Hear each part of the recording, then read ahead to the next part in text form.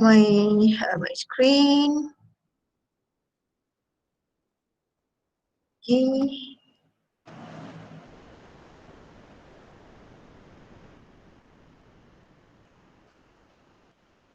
Okay.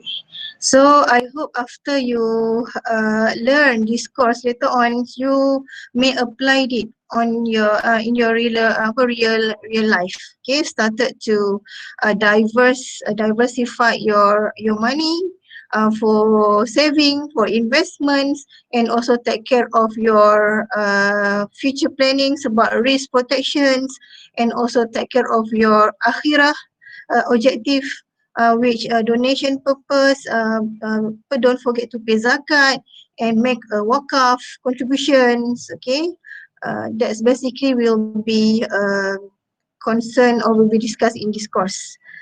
Okay. Yeah. Okay, can you see my screen now? Yeah. Yes. Yes, Okay, madam. very good. Yes, Okay. madam. Okay, Sharia framework on financial planning. So Sharia framework means that the financial planning that is requested by the Sharia or Islamic law. Huh?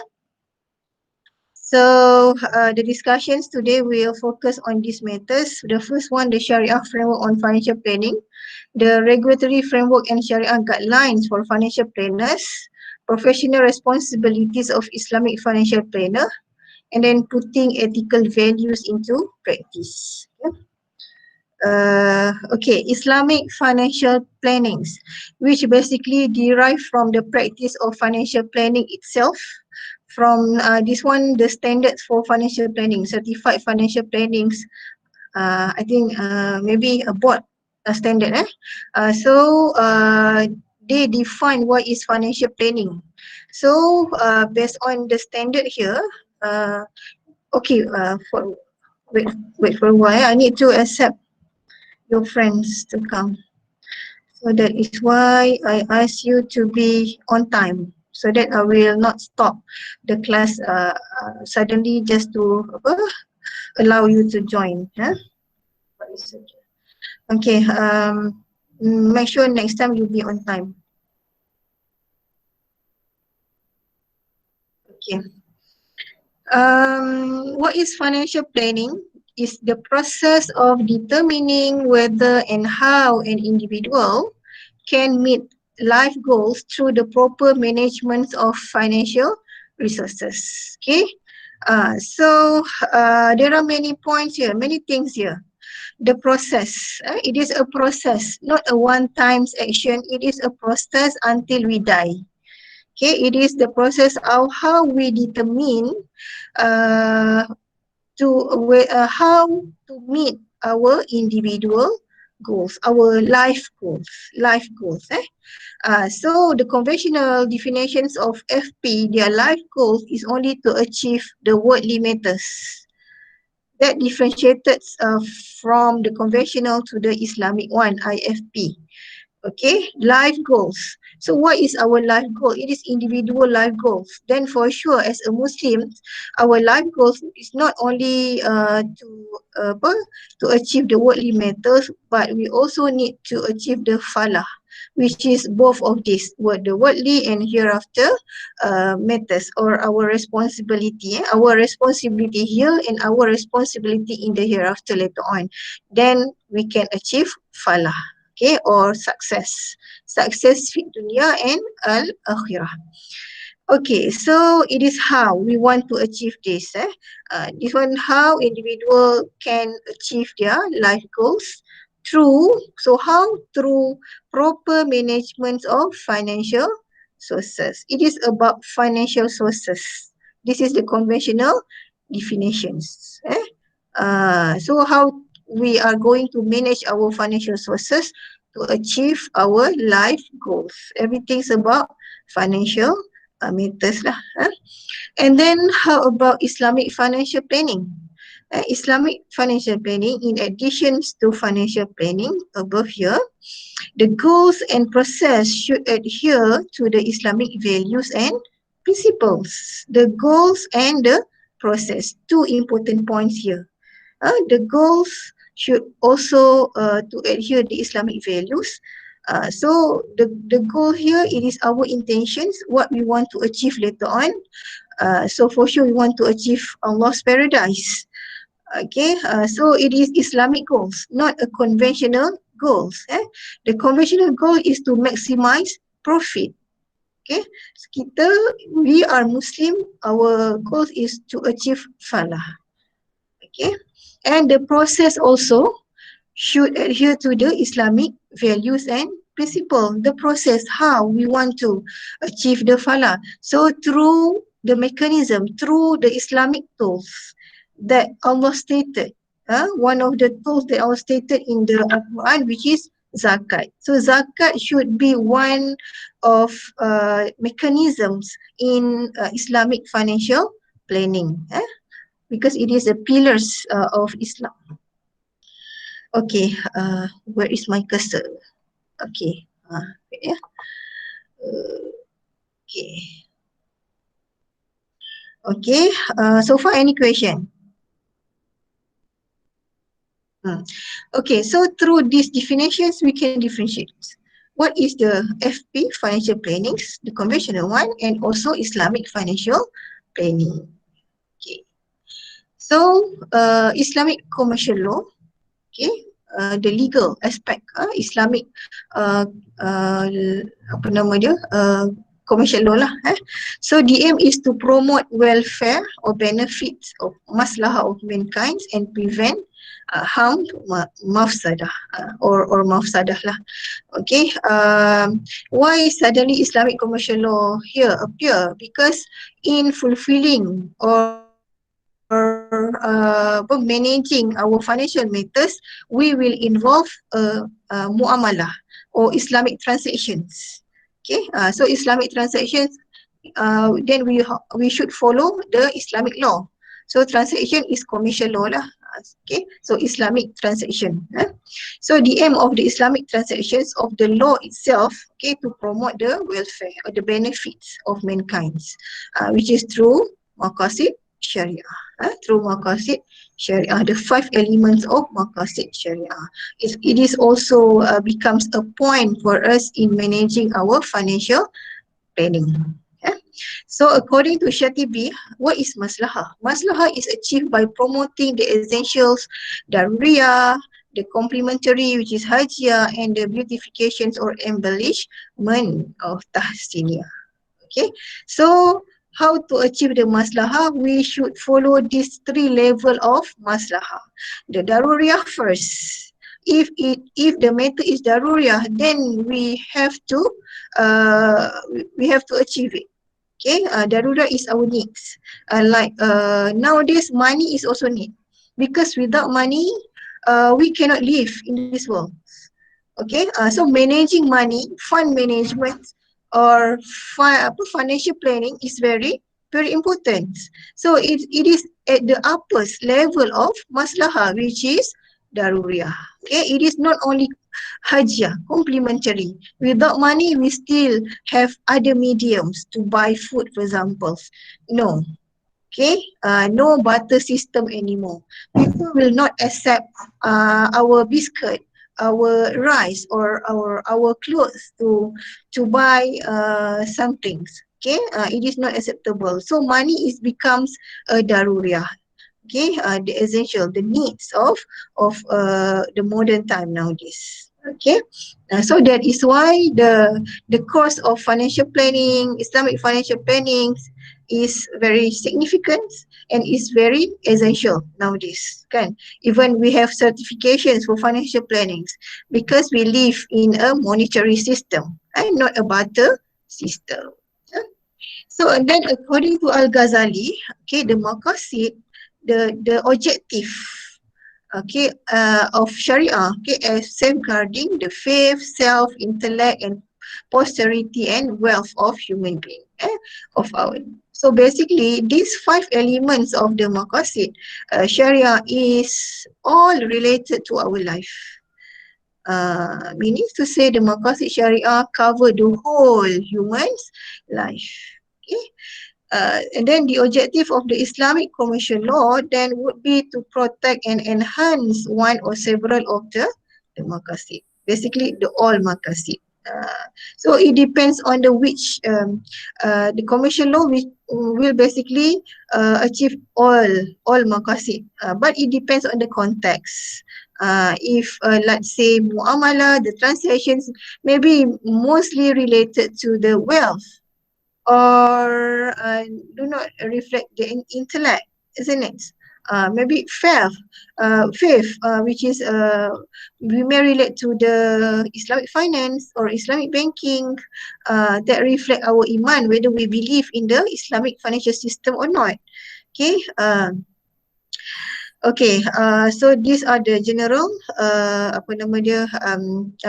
the important points that reflect the Islamic commercial law. So in general, Islamic commercial law is basically protections of property, and then private property is gained through legal actions. So through legal actions, if we want to buy a car or buy a house, buy any property, we must perform legal documentations, legal actions to own that property. So that is the law under Islamic commercial law. Then there should be a balance in the use, waste, and must be avoided. Waste must be avoided. Okay, and then property should be used without harming others, and law of inheritance should be practiced. Okay, many points here. There should be balance in the use, balance, fair in the usage of any sources that we have in this world. And then waste must be avoided. That's why we must plan our financial. Okay, because we are discouraged to perform a waste. Okay, and then property should be used without harming others. We cannot do something bad to others in order to gain any wealth. Okay, like say if we are selling something, we cannot hide if that goods is broken already before we selling it out. Okay, we cannot harm others, at the same time we gain from it. And then the law of inheritance should be practiced, meaning that we should concern or think about our family. Okay, so what happens to them? That will protect the posterity and wealth lah. And then ownerships of property beyond a threshold level obligates payments of alms or zakat. If we gain a lot of wealth, so there is threshold, then any additional or any surplus from the threshold, then we are obligated to pay the zakat. Because zakat we have a nisab and haul. We will discuss on zakat with one topic later on. And then zakat is used to mitigate poverty because wealth, fair distributions of wealth. That is why zakat is compulsory. And then Muslims are encouraged to establish wakaf or religious endowment for poverty alleviations. The concept of zakat and wakaf are important to develop a framework of IFP. All these are the elements of IFP. Okay. Okay, wait for a while. I need to accept your friends.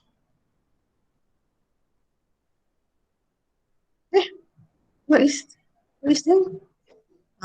See. Okay. Welcome, Kairen.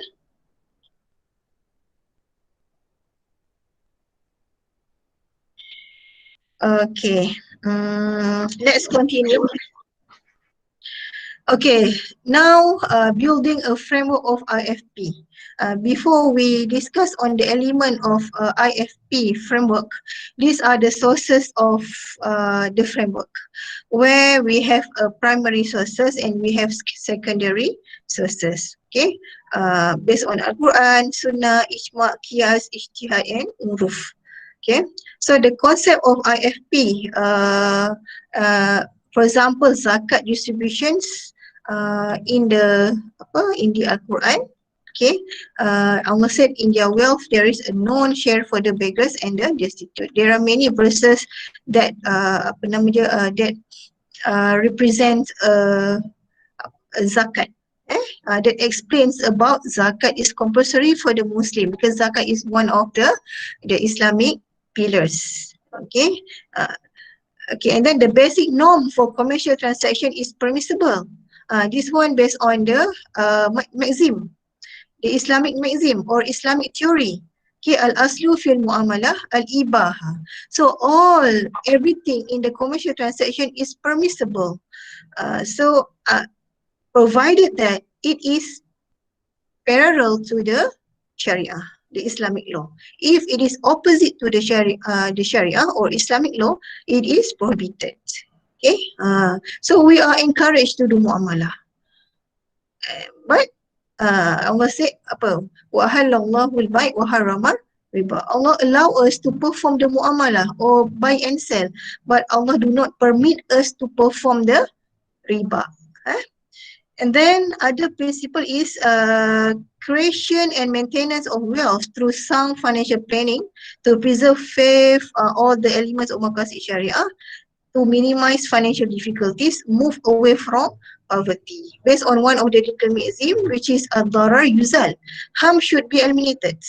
Meaning that poverty should be reduced, poverty should be eliminated.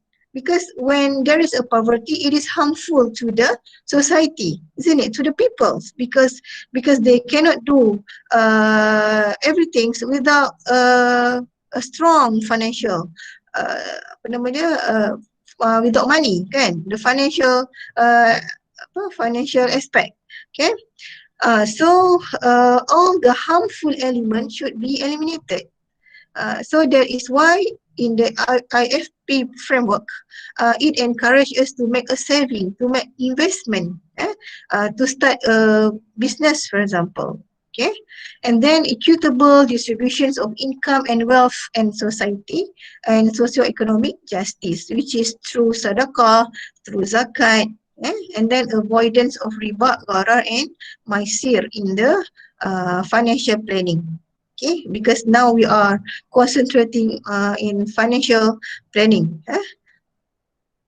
Okay, so generally, IFP is the process of managing income and wealth through the creation, implementation, and monitoring of personal financial activities. Okay, in compliance with the Sharia and toward attaining falah, which is success in this world and the hereafter. That is why in the azan, Allah Allah call us to achieve falah. Okay, through salah. What we get from the prayer, because in the prayer we actually performings or prayings that Allah shows us the path. Okay, to be success in this world and the hereafter. We are not, when we recite Surah Al-Fatihah. So what's basically inside the Al-Fatihah? It is not only to achieve the akhirah or the hereafter, but also we ask Allah, we make a prayer that Allah will show us, Allah will avoid us from following the foot of shaitan. Okay, so if we follow the foot of shaitan in this world, so we will commit things, many sins, and also we will commit things, many bad things to other people. That actually will affect our life, not only hereafter life, but also hereafter worldly life. Okay, it will affect our future, our work. Okay, okay, and then the IFP components. Okay, basically there are two parts. Okay, I basically divided into two parts: the net deficit households and then net surplus households. What is the net deficit households? Or this part is meant for those who are shortage in terms of financial shortage, okay, financial shortage lah, means that the party that the individuals that will receive money, uh, okay, they do not have enough money to make investment, but still this group of people, they need to manage their financial matters. Okay, so Islamic financial planning is not only meant for those people that are rich people that have a surplus of money. No, Islamic financial planning is meant for all individual, for all groups of people. Okay, the B40 group, the middle incomes, and the rich people that have a surplus of money. So every single individuals need to plan their financial matters. Okay, so we will discuss the net deficit household first. The ones that their sources of funds coming from zakat, their sources of funds coming from assistance from the other party, okay, from sadaqah, something like that, from the government. Okay, so they should also manage their money. Okay, first in terms of budgeting. Okay, in terms of budgeting, so budgeting the provisions of income support through zakat funds. Okay, so the zakat funds that they receive, income support, the incomes from zakat, no other income. They do not have a fixed salary. They do not have a fixed commissions. No, they only receive a monthly zakat funds. Okay, and when this zakat fund need to be budgeted, need to be planned. Not only just spend to buy rice, to buy food. They should put a small portions of the funds to start productive financings. To start to plan. Maybe they can start do a small business. Okay, so their money, the first one, their money may come from zakat funds, and second one, their money can be coming from productive financings. They earn microcredit financings or using wakaf proceeds, Qardul Hasan loan or Ar-Rahnu. These are the sources of funds for this group of people because they don't have a savings. They don't have a salary, fixed salary. And then they can make a savings. They should, even though they receive zakat funds and they receive financing, microcredit financings, but they should also take care or think about to make a savings, maybe 10 ringgit per month or 5 ringgit per month. They should have this. Try to open wadiah accounts, or saving the awqaf proceed, is saving a zakat fund. Okay, they should started to make a saving. Yeah, so this one a money management from the surplus and the deficit unit, the deficit group of people. Okay? Doctor? Yes. Excuse me, I have one question. Yes, yes. So, you said that Islamic finance planning, it's concern all people, right? So there are some people they don't even have enough money to eat. So how they can plan to plan their money or their spending or something like that? How we can plan it? Yes, yes. Because sometimes there are some countries like my country. The way we distribute zakat is not well organized. So people will not get fund from zakat. So how these people can planning their fund? Okay, so if on that levels, if no even single cents to save, then that's okay. But in Malaysia, we have the zakat institutions have given, I think, enough for zakat, so that the zakat recipient should think about saving. But the worst scenario is they do not think to make a savings out of the zakat fund received. But for those countries that the level of poverty is so high, so the poverty level and the poverty situation is very worse, so they have no other options to make a savings. But then they should also think to survive, because to protect life, one of the maqasid syariah, isn't it? Okay, then okay lah, because they have no other options. But for the country like Malaysia, I think the zakat recipients, the wakaf recipients should think to make a saving out of the money that they receive from the zakat fund. Okay, so how to make decisions? Which one should be the priority of the financial management? So refer back to the pyramid of maslahah. Okay, daruriyah, hajiyah and tahsiniyah. Okay, if the daruriyah level is not attained yet, so it cannot becomes a hajiyah or daruriyah. So the as a tahsiniyah. So daruriyah should be at the first level. Okay, to make sure they are living their life. Okay, and then other aspect. Okay, their needs should be performed first. Should be achieved first lah. Okay, to live in this world.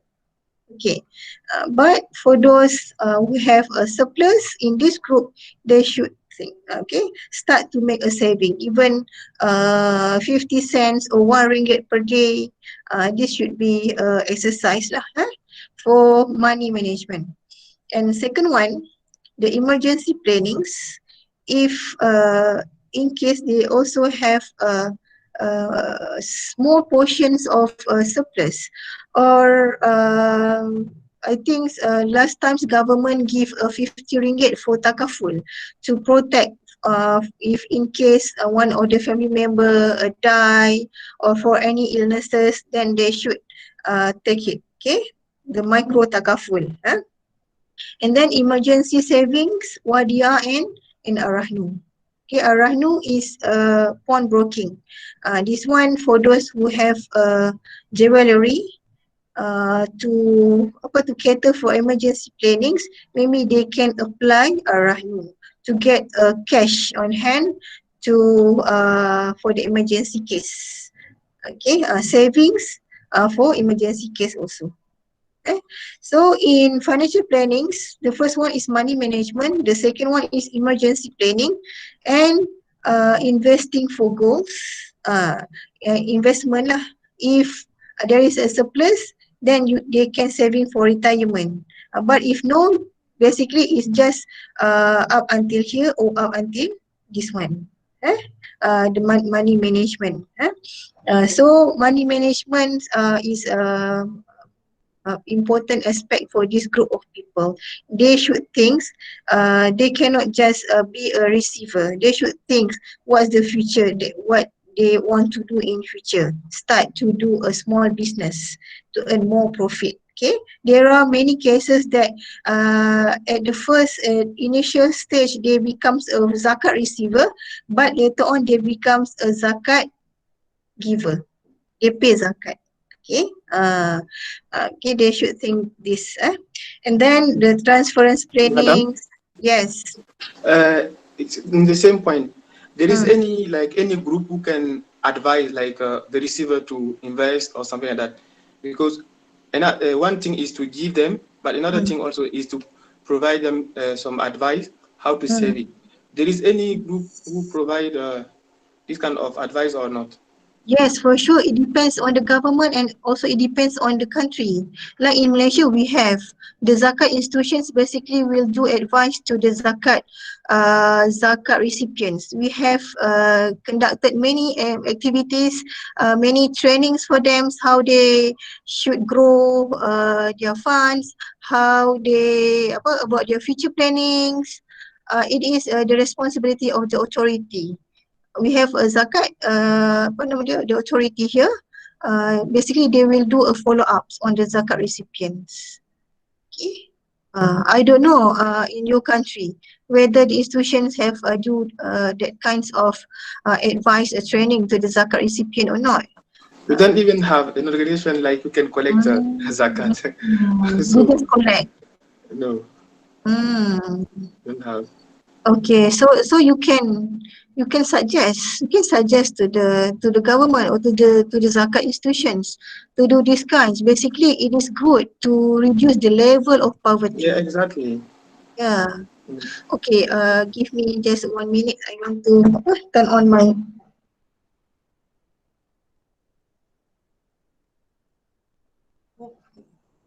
Okay, so that's for the deficit unit, and then how about the surplus units? There are many things that this surplus unit can do because they have surplus of money.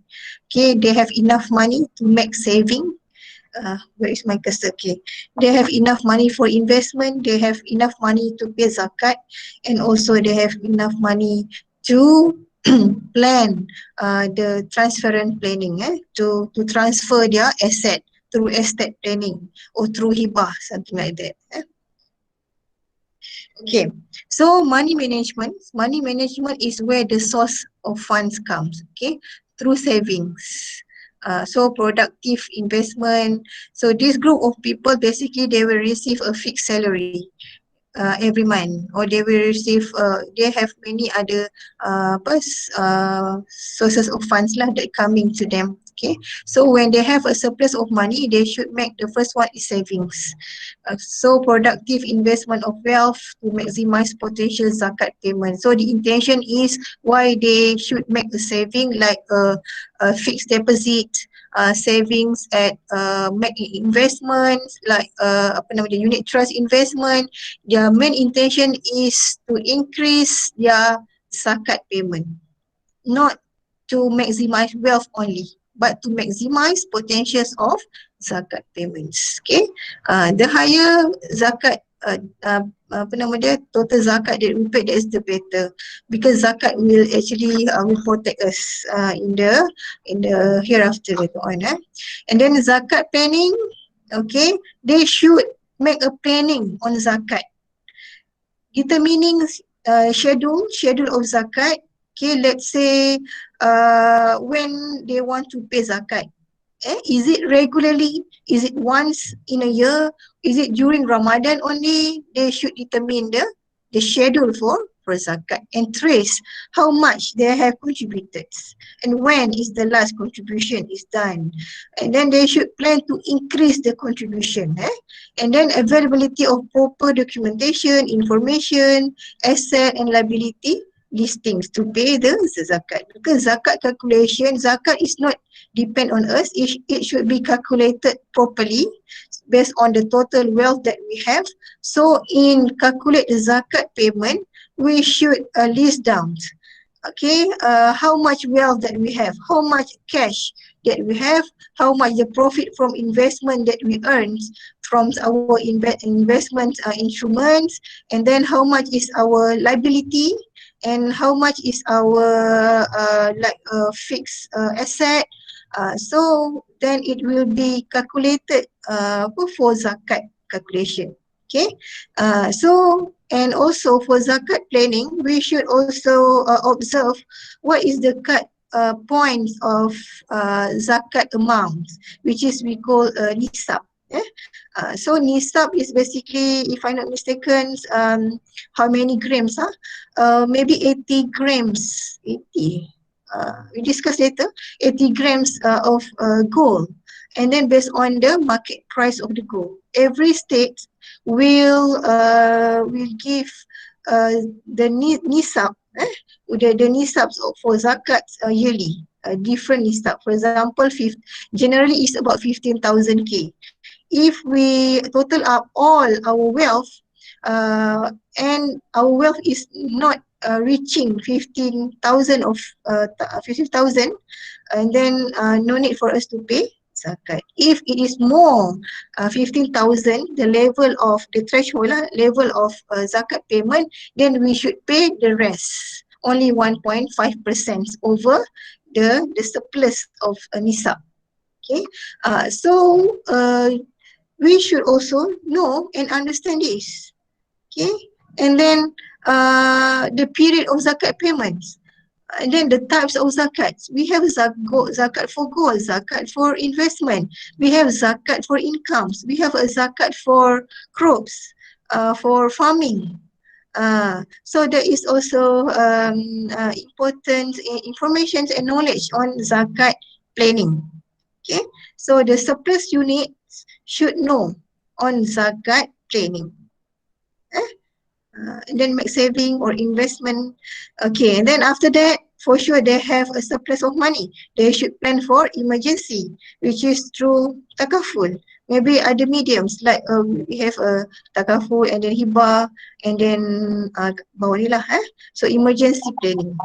Okay, Madam, Assalamualaikum. Waalaikumsalam. Yeah, here is Ibrahima. Hmm? I would like to know how much money the zakat recipients receive in Malaysia. Okay, thank you for your questions. Okay, Because I have basically, a question after this one, so I yeah. want to know first how much money they gain and before my questions. How much money they gain? Is it individual? Yes, individual, like the zakat recipient in Malaysia receive from the zakat institution. Okay. In Malaysia, we have a different zakat institution for each state. So each state have different calculation for zakat payment and different different amounts for zakat recipients, and then for zakat recipients they will receive a list, a variety of types of zakats. Let's say they will receive a zakat asnaf, because this asnaf and zakat for the children that are still schoolings, monthly per children 200 ringgit. That's a sample example. The amount is like that, 300 ringgit, 60 ringgit. So it depends on the asnaf itself. If the asnaf is OKU or disability, they will receive a special zakat, which is a different amount with others. Okay, so zakat for individual that do not have incomes, or the below poverty levels, let's say their income is below 500 ringgit, they will receive a certain amount. And zakat for children, they are still schooling. And then zakat for disability, different. Okay, and then zakat for zakat to as a scholarships. For the university difference, and then zakat for to start the business is different. So it depends on the family themselves. Okay, sometimes in one family they receive many types of zakat at the same times. Okay, sometimes it achieve 1,000 per month, Okay, or 500 per month. okay. Why I asked this question, because in your explanation right now, you was mentioning something very interesting to say that the recipients of zakat, like the zakat recipient, can also invest and become also zakat payers. Like that is very good ideas if there is fund management to guide them for investing. But my question and my worry is that people who are not like doesn't have any money to like take themselves in charge, how they would be able to save the money until to invest. That was my question actually. That's why I asked the money that they receive. Let's say for example the student who are receiving 200 ringgit, 100 ringgit, they will spend that money for their lunch, for their allowance, or they will save that money to invest. You know, this thing is like different. And also, when we are thinking about the students are going to school, zakat for scholarship, they cannot save the money because that scholarship are paying for their school fee or school. So for that part, that's why I was like, so I was not understanding how the zakat receivers can become the investor until pay their own zakat. So because that is one point, and I understand, like, because you already explained, but my question is the first slide. And in the first slide, you explain financial planning and Islamic financial planning. And we can realize that the rules is to determine how an individual can meet and manage the proper financial resources. But the second part, which is Islamic financial planning, he has to comply with the Sharia principle and Islamic value, right? Yes. So the Sharia principle is we have to talk about the riba, the garar, the menshir, ignorance, everything which is comply of the Sharia principle. But why? How do you call and what do you call here? But Islamic value that can, in terms of financial planning. Islamic value. Yes, in terms of financial planning. Yes. Okay. First one, because I said these zakat recipients later on they can becomes a zakat giver because there are a lot of cases that happen in Malaysia. Okay, where the zakat institutions give portions of money for the zakat recipients to start a business, buy machinery, pay a rental shop, rental rate, okay, a rental of a shop, and then give a training for them to start a small business. So after that, and then guide them to do the business, guide in terms of marketing, in terms of accounting, financial planning, everything, and then later on they can grow with the business. A lot of cases happens there, and also for the scholarships, zakat scholarships, that they becomes a best students. Later on they are success in the study. Okay, and then we also have a special zakat college, special college we call Baitul Mal College, that located only Asnaf, the recipients of zakat, studied at that college. That college is meant only for zakat recipients, where the students all are Asnaf, and then all the tuition fee are free for them. It is sponsored by the Zakat Institute, and then they will pay they will be paid pocket money and everything. Okay, the special college for zakat recipients, and they are success. Okay, and then on your second questions on the value in Islamic financial plan, what is the Islamic value? Okay, Islamic value is in terms of the intentions of individuals who managing or planning their financials with the purpose of achieving the hereafter matters, and also with the purpose or intentions to help others through zakat payments. Okay, this zakat payment is not only for themselves for the hereafter, but also it should be for the sake of helping others that are in need, helping the poor to start living, and then through takaful, they actually protect themselves and also their family, take care of others. Okay, not becomes individualistic, who are only take care of their wealth.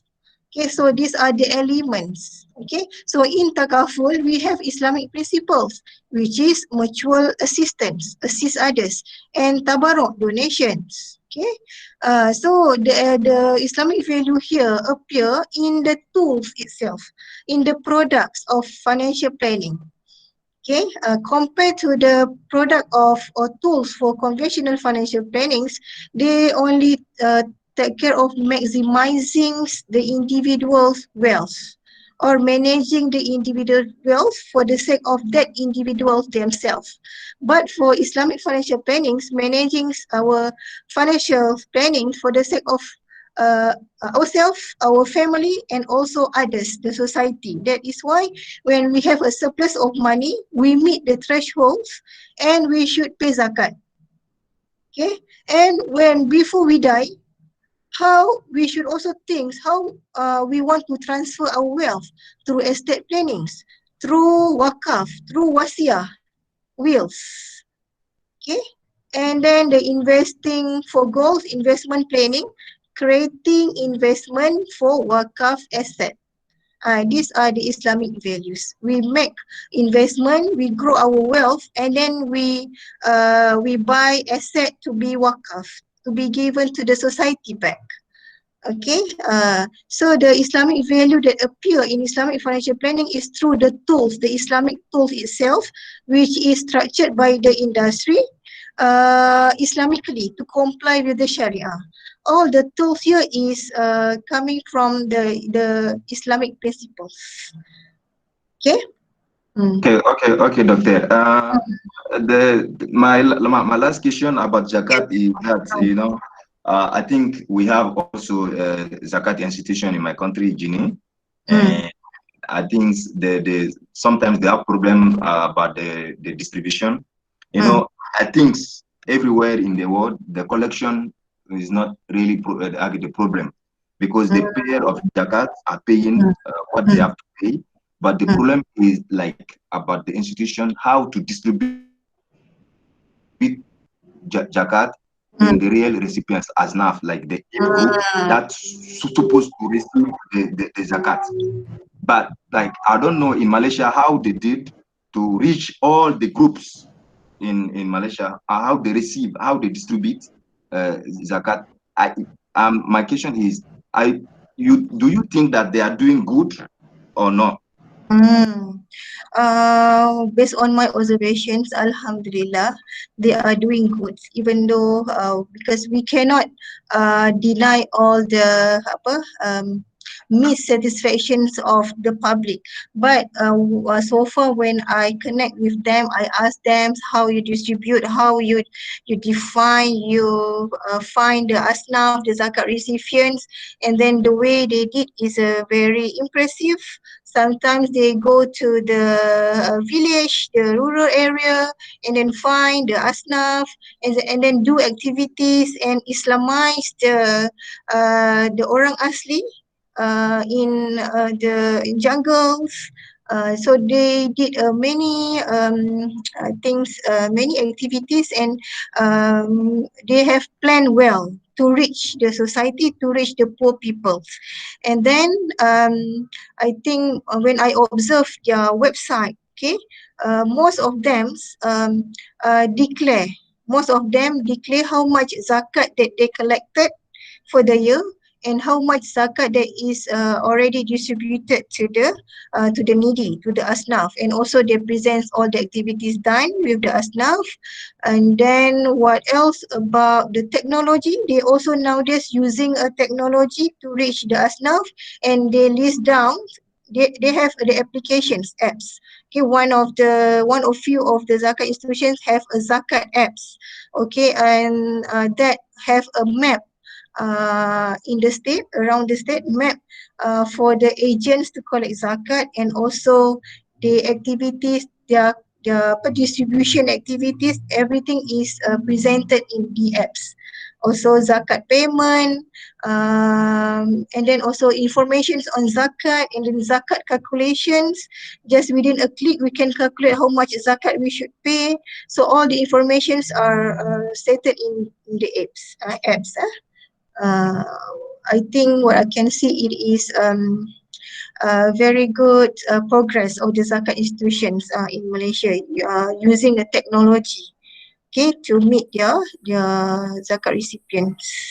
Okay, that's Alhamdulillah, because usually in my country there is what we call scam or corruption about the distributions, because most of the people, like, they are claiming to be asnaf in that 8 groups, but they are not, and they are receiving zakat from the institution. Even they are not like among the group that was cited by the only Quran, so they are claiming also the zakat.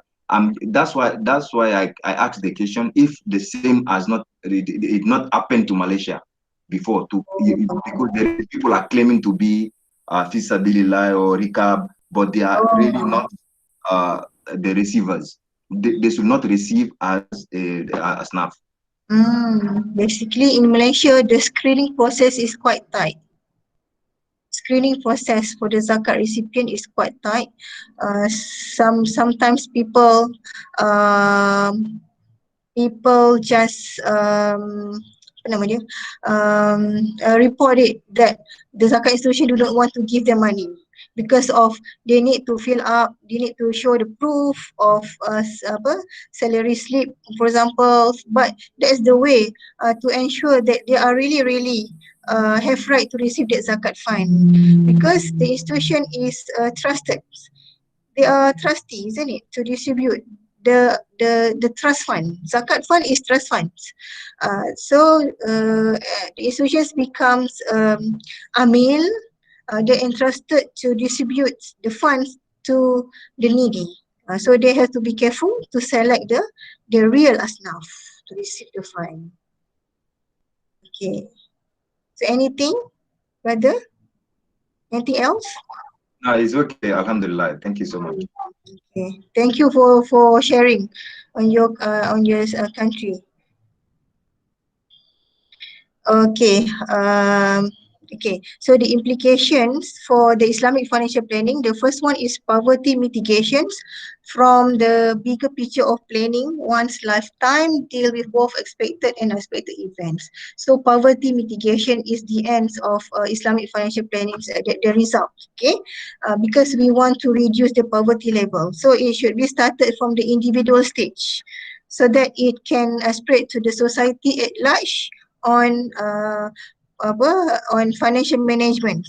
Okay, properly manage the financial matters. Okay, so a framework that considers the poor's money management for short and long term period. So not only the rich people need to manage their money, but the low levels in incomes, but the poor should also manage their money wisely, so that they can run from the poverty, and then reducing the likelihood of the poor to falling back into poverty in the long term, so that the elements of savings is encouraged. Okay, because no saving we will have we will be always in the shortage situation. So how we want to move out from that situation, and then prepares a venue for the rich to put a portions of wealth distribution. So the rich people know where to put, where to distribute, where to share their wealth. Okay, that is the purpose of Islamic financial planning. So the code of ethics need to be backed by the Islamic financial planners. This one on the practitioners part, because we have a special Islamic financial planners experts, the practitioners that can plan our financial, that can advise us to plan our financial matters. Okay, so the ethics set their ethics is basically to show us which one is wrong decisions and which one is the right decisions to do in planning our financial. Okay, so a set of moral principles that distinguish what is right from what is wrong. So in Surah Al-Imran verse 110, Allah says, you are the best nation that has been raised up for mankind. You enjoin right conduct, forbid evil, and believe in Allah. So this one, when we discuss from the aspect or the context of the practitioners, they are basically this verse is meant for all. Okay, this verse is meant for all, but we want to discuss or talk from the perspective of, hello, okay, can you hear me? Yes, Yes, madam. doctor. Yes, Okay, yes, madam. so from the context of the financial planner tu, their rules is actually to show what is right, and then what is wrong. Okay, how the individuals are how we are going to decide to plan our financial planners. That is the responsibility of the financial planners expert. And then in the hadith, Rasulullah said, I have been sent for the purpose of perfecting good morals. Then through this hadith, Rasulullah already presented himself, okay, as a model for us to follow, to show all the good ethics and makarimul akhlaq, to show the good things, and then So the practitioners also should follow Rasulullah, okay, as the best models. So how they going to advise people, how they are, how they should show themselves as the best planner. Okay. Um, and then the Financial Planning Associations of Malaysia, we have associations for financial planning, FPAM. These are the main, I think, the principles or their the principles for the financial planners. The confidentiality of client informations, their competency, the integrity, client first, objectivity, or apa, their advice is based on what the client needs, eh?